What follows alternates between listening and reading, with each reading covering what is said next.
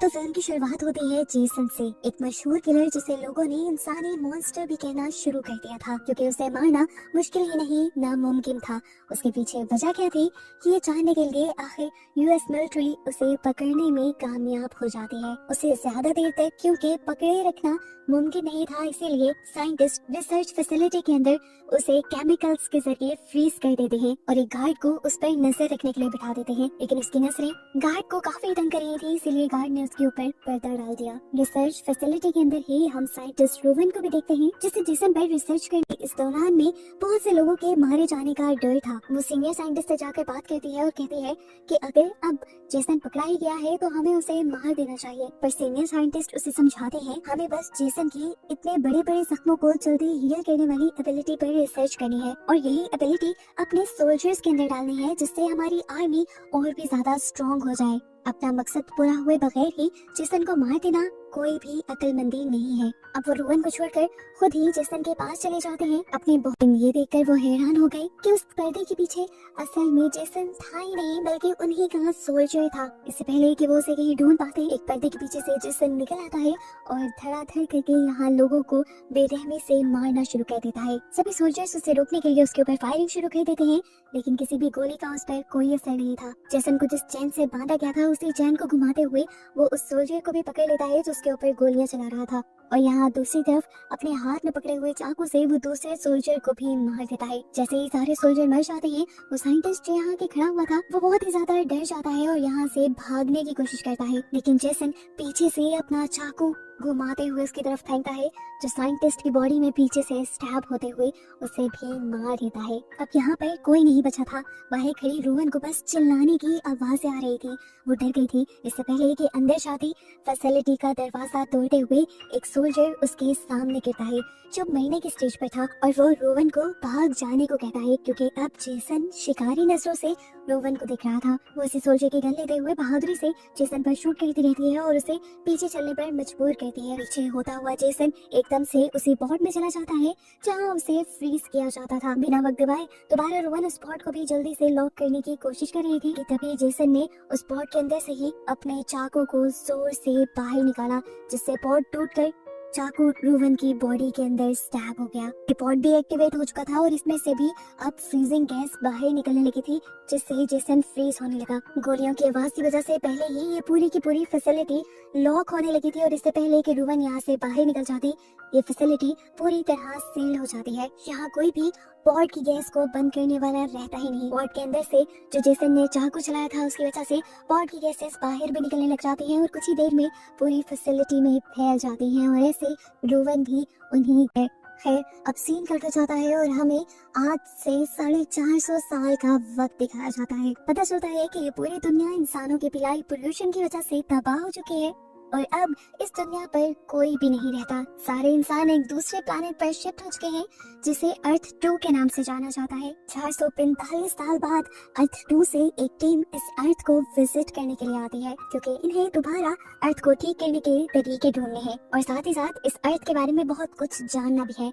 इसी दौरान इन्हें वो फैसिलिटी भी मिल जाती है जहाँ पर जेसन के साथ साथ साइंटिस्ट रोवन भी फ्रीज थे, जिन्हें देखकर ये पूरी की पूरी टीम बहुत ज्यादा एक्साइटेड हो गई, क्योंकि इन्हें पता चला कि रोवन अभी तक जिंदा है। ये हैरानी की बात तो थी, लेकिन ऐसा हुआ इसलिए था क्योंकि उनकी बॉडी को एक परफेक्ट टेम्परेचर मिला था, जिसने उनकी लाइफ बहुत ज्यादा बढ़ा दी थी। टीम लीडर रोवन के साथ साथ पॉट के अंदर रखी जेसन की बॉडी को भी शिप में ले जाने का फैसला करते हैं, और जैसे ही पॉट का दरवाजा खोलते हैं तो रोवन के हाथ में पकड़ा हुआ मशाइडी एकदम से नीचे गिरता है और इनके एक साथी का पूरा बाजू उसके जिस्म से अलग कर देता है।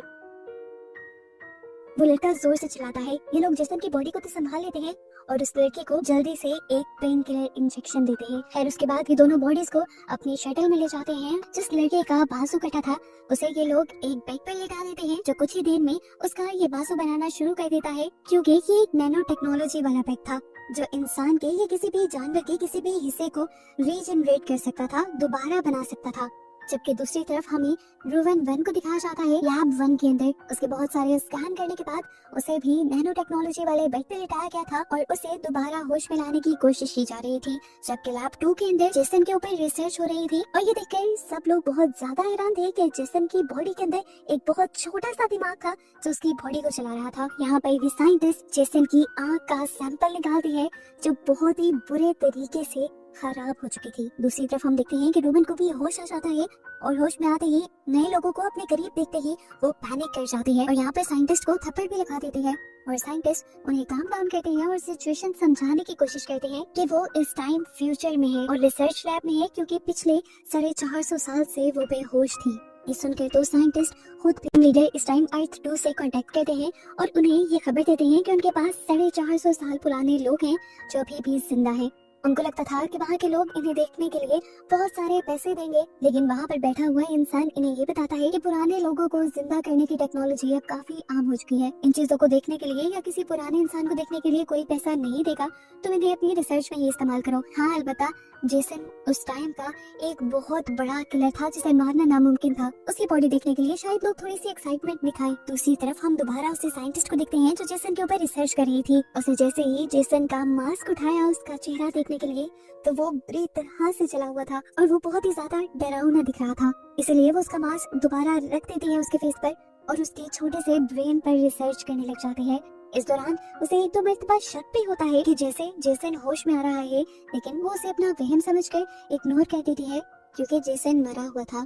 लेकिन हमें दिखाया जाता है कि सच में जेसन का हाथ हिल रहा है, यानी वो जिंदा हो रहा है, क्योंकि इस टाइम जेसन को इन्होंने नैनो टेक बेड पे लिटाया हुआ था, जिस नैनो टेक बेड ने उसके अंदर दोबारा से जान भर दी थी। एकदम से उसे किसी के उठने की आवाज आती है और जैसे ही वो पीछे मुड़कर देखती है तो सच में जेसन अब उस बेड पर नहीं था। उसने इधर उधर देखा तो एकदम से जेसन ने उसे पीछे से काबू कर लिया। वो उसे मारने लगा था। अपने आप को बचाने के लिए ये लड़की माहिर आवाज देने की कोशिश भी करती है, लेकिन कोई उसे सुन नहीं पाता।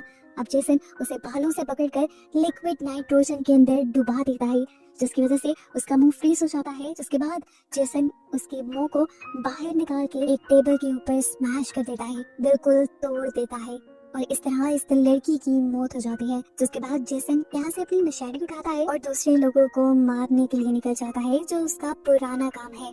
जबकि दूसरी तरफ अब हमें टीम लीडर को दिखाया जाता है जो भी साइंटिस्ट थे और इस टाइम रोहन के पास खाना लेकर आए थे। खाना देते हुए ये लोग बातें करते हैं और टीम लीडर जेसन के बारे में पूछते हैं तो रोहन बताती है कि वो एक बहुत ही खतरनाक किलर है जिसे मारना मुमकिन नहीं, क्योंकि वो बड़े से बड़े जख्म को भी खुद ब खुद हील करने की पावर रखता है।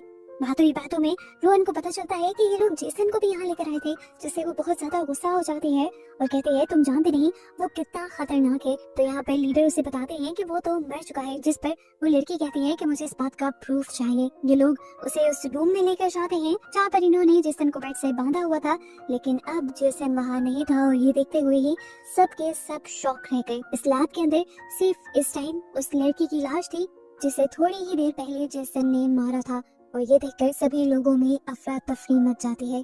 यहाँ के गार्ड जल्दी से इस पूरी लैब में लॉकडाउन लगाने को कह देते हैं और सबको लैब 1 में शिफ्ट होने को कहते हैं, जहाँ पर रोवन को रखा गया था। यहाँ लैब 2 के अंदर हम जेसन को देखते हैं। जेसन पास के बने हुए एक केबिन के अंदर आ रहा था जहाँ पर एक कपल जाने की तैयारी कर रहा था, लेकिन इतना तो जेसन उन्हें टाइम ही नहीं देता।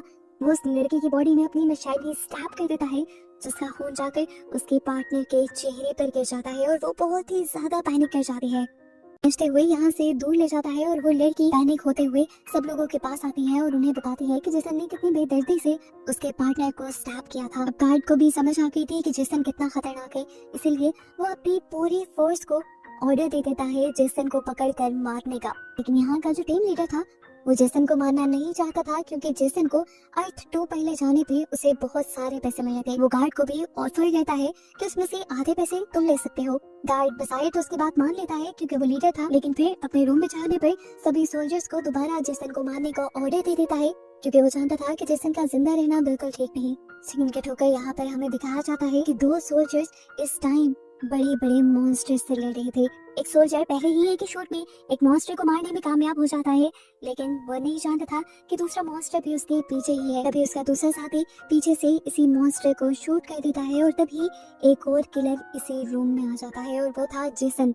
जेसन पकड़कर यहाँ सभी लोगों को मारता जा रहा था। ये किलर कहाँ से आया था, इसे देखकर ये सब लोग कंफ्यूज हो गए थे, क्योंकि इस टाइम ये लोग एक गेम खेल रहे थे और गेम में ही मॉन्स्टर को मार रहे थे, और इस गेम में जेसन नाम का कोई किलर तो था ही नहीं।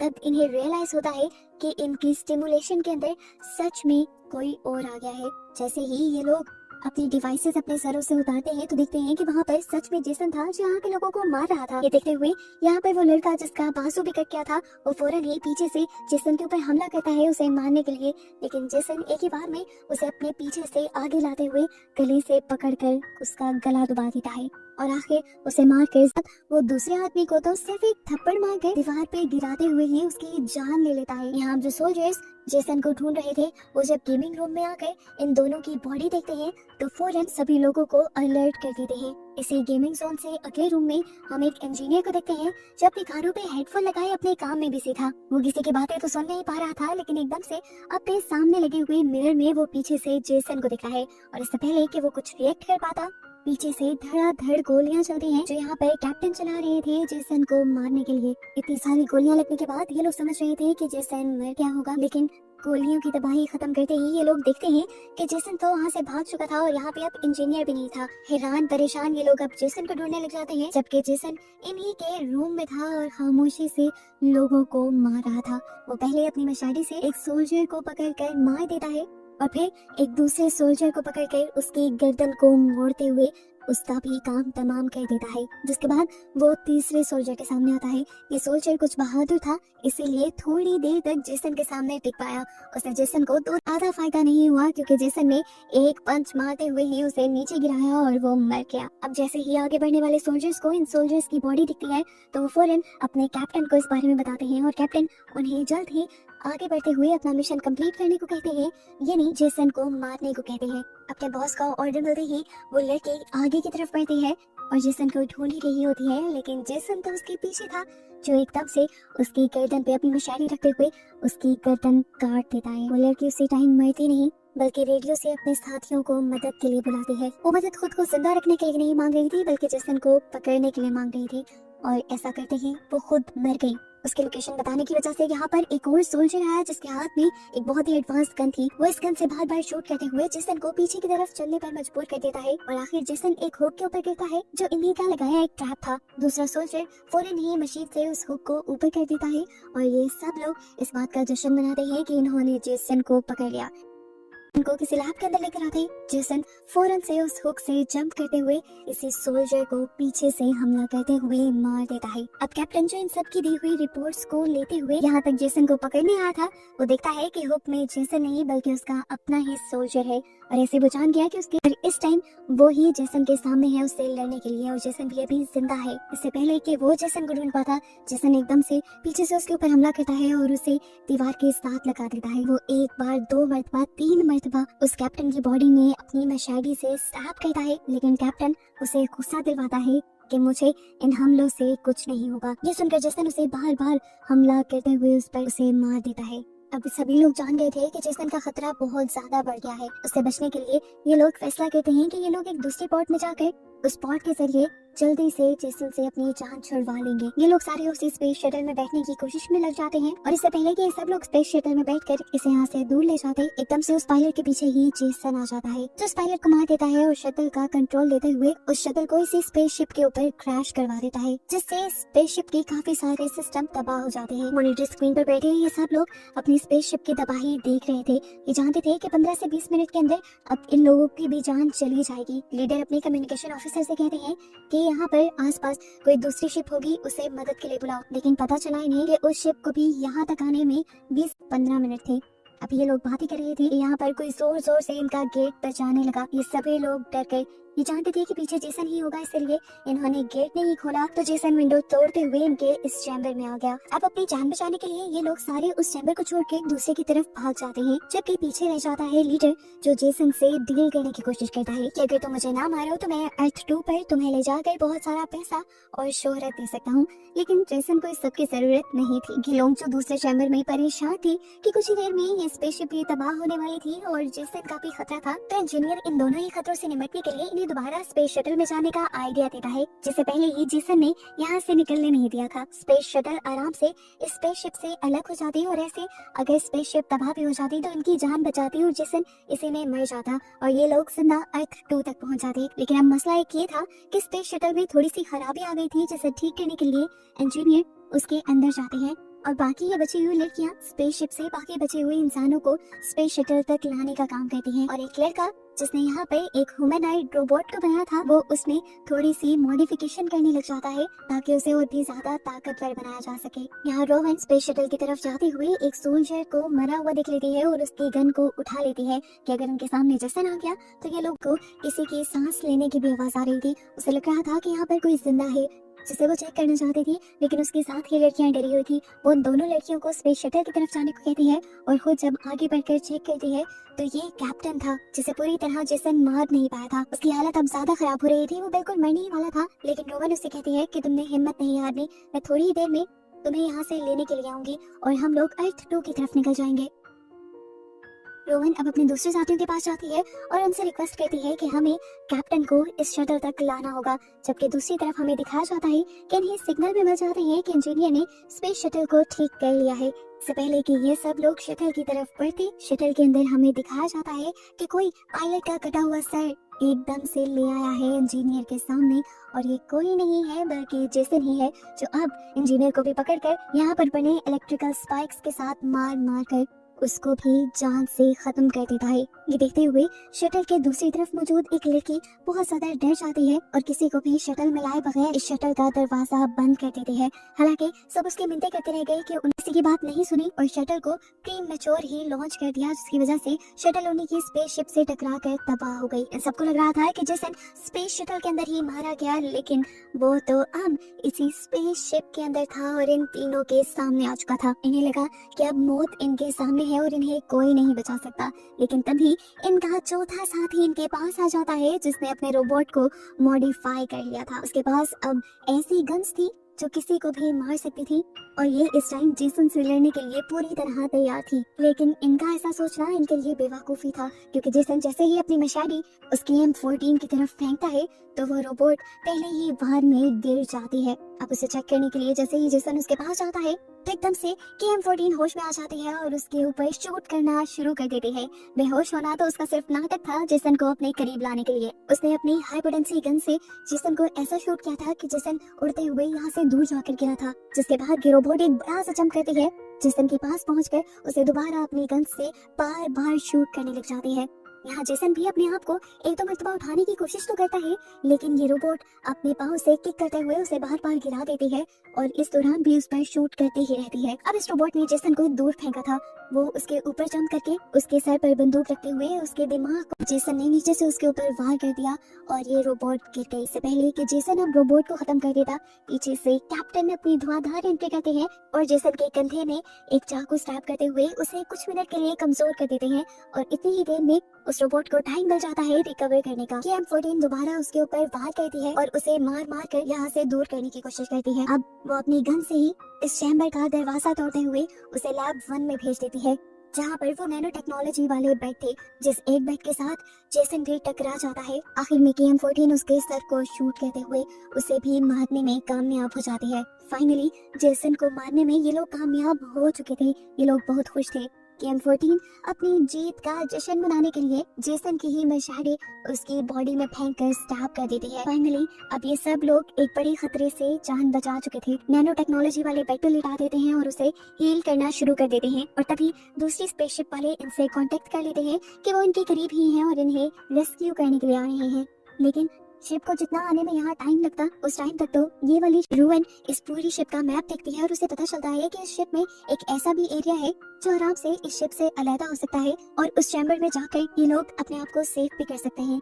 बिना वक्त जाए के ये लोग उस चैम्बर की तरफ बढ़ जाते हैं, जबकि लैब 1 में हमें दिखाया जाता है कि जेसन जिस नैनो टेक्नोलॉजी वाले बेड के ऊपर मरा था, वो बेड अभी भी एक्टिवेट था और उस पर तो किसी ने ध्यान दिया ही नहीं था। इसी बेड ने जेसन को हील करना शुरू और उसके कटे हुए बॉडी पार्ट्स की जगह लोहे के पार्ट्स देना शुरू कर दिए, जिससे वो एक इंसान और एक रोबोट का कॉम्बो बन गया और पहले से ज्यादा खतरनाक बन गया।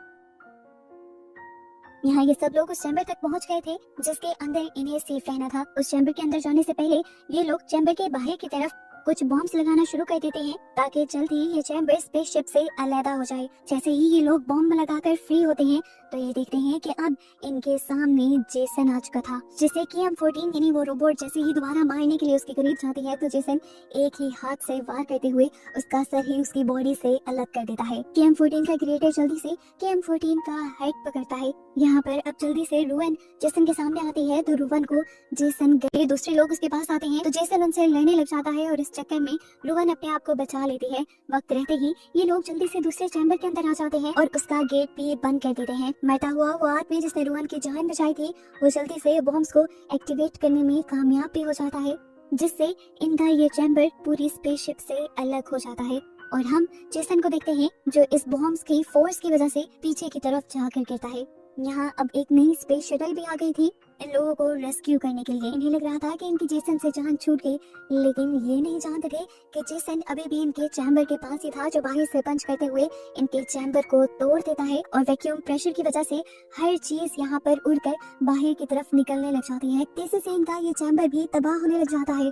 इससे पहले कि ये सब लोग स्पेस के अंदर गिर जाते, कैप्टन रूवन को पकड़ लेता है और रूवन अपनी एक दूसरे साथी को पकड़ लेती है, लेकिन ज्यादा देर तक वो उसे पकड़ नहीं पाई थी, इसीलिए उसके साथी स्पेस में जाकर मर गई। उसके यहाँ से दूर होते ही कैप्टन ने जल्दी से रूवन को खींचा और ये लोग एक दूसरे चैम्बर में चले गए जहाँ पर वैक्यूम प्रेशर नहीं था। अब सिर्फ 4 लोग ही जिंदा बचे थे। वो देखते हैं कि जेसन अब इनकी इस जगह को भी तबाह करने की कोशिश कर रहा है, इसीलिए ये जान बचाने के लिए यहाँ से भी भागते हैं। ये लोग उस गेट के पास पहुंच जाते हैं जहाँ पर रेस्क्यू वेसल भी आई थी, लेकिन अब इनके इस चैम्बर का गेट जो कि रेस्क्यू वेसल के साथ अटैच हुआ, कैप्टन डिसाइड करते हैं कि वो स्पेस सूट पहनकर स्पेस में जंप करेंगे और बाहर की तरफ से इस वेसल का दरवाजा खोलेंगे। जितनी देर में वो दरवाजा खोलने की कोशिश कर रहा था, ये लोग देखते हैं कि जेसन इनके करीब आ गया। जेसन को डिस्ट्रैक्ट करने के लिए यहाँ पर साइंटिस्ट एक वीडियो गेम स्टिमुलेशन लगा देता है, जिससे जेसन कंफ्यूज होकर ट्रैप हो जाता है। कुछ देर तक वो इस सब में फंसा रहता है, लेकिन जल्द ही वो इस सारे स्टिमुलेशन से बाहर निकलने में भी कामयाब हो गया था। जैसे ही इस चीज का अंदाजा साइंटिस्ट को होता है तो साइंटिस्ट यहाँ पर एक दूसरी स्टिमुलेशन लगा देता है जहाँ पर उसने 2 लड़कियों को रखा था जो जेसन को बुला रही थी। जेसन को ये सब बिल्कुल पसंद नहीं था। उसे इन लड़कियों को देखकर गुस्सा आता है और वो इन लड़कियों को ही उनके स्लीपिंग बैग में उठा कर किसी बोरी की तरह पटकता है और उन्हें मार देता है। इसी सब के दौरान हम देखते हैं कि कैप्टन भी वो गेट खोलने में कामयाब हो चुका था। अब क्योंकि गेट खोलने की वजह से यहाँ पे थोड़ी सी चेंजेस हुई थी तो वो स्टिमुलेशन भी खत्म हो गया था, जिससे अब जेसन इन्हें देख रहा था। रोवन और साइंटिस्ट जल्दी से उस रेस्क्यू वेसल के अंदर जाने में कामयाब हो जाते हैं। यहाँ आते ही इन्हें अंदाजा होता है कि ये KM-14 का सर तो उसी स्पेसशिप पे छोड़ा है और वही इनके लिए बहुत ज्यादा इंपॉर्टेंट था। रोवन उसे लेने के लिए दोबारा स्पेसशिप के अंदर भागती है तो देखती है कि जेसन दोबारा उनका पीछा कर रहा था, जिससे बचने के लिए वो तेजी से इस रेस्क्यू शटल के अंदर तो आ जाती है और पीछे से कोई इस रेस्क्यू शटल का दरवाजा जल्दी से बंद कर देता है और ये कोई और नहीं था बल्कि साथ लड़ने का और बाकी सबको बचाने का फैसला कर लिया था। जैसे ही रेस्क्यू वेसल स्पेसशिप से डिटैच होकर अर्थ 2 के लिए निकलती है, वैसे ही पुरानी वाली स्पेसशिप के अंदर कैप्टन एक बॉम्ब एक्सप्लोड कर देते हैं, जिसकी वजह से वहाँ बहुत ज्यादा प्रेशर आता है और रोवन देख पाती है कि उसी प्रेशर की वजह से जेसन अब उनकी इस रेस्क्यू वेसल के करीब आ गया था। इससे पहले कि वो यहाँ पर भी उनके ऊपर हमला कर देता, किसी बैटमैन की तरह कैप्टन आकर उसे पकड़ लेते हैं, यहाँ से दूर ले जाते हैं। तेजी से नीचे गिरते हुए अब इन दोनों की बॉडी जल रही थी, जिसे देखते हुए रूवन और सब लोगों को लगा कि जेसन 2 और कैप्टन मर गए हैं। अर्थ 2 पर हमें दिखाया जाता है कि एक कपल यहाँ पर एक टूटे हुए तारे को देखता है, जो असल में टूटा हुआ तारा नहीं था ही बल्कि जेसन का सर था और वो यहाँ पे अब कोई और तबाही फैलाएगा या नहीं, इसी मिस्टीरियस एंडिंग के साथ ये कहानी यहाँ खत्म हो जाती है।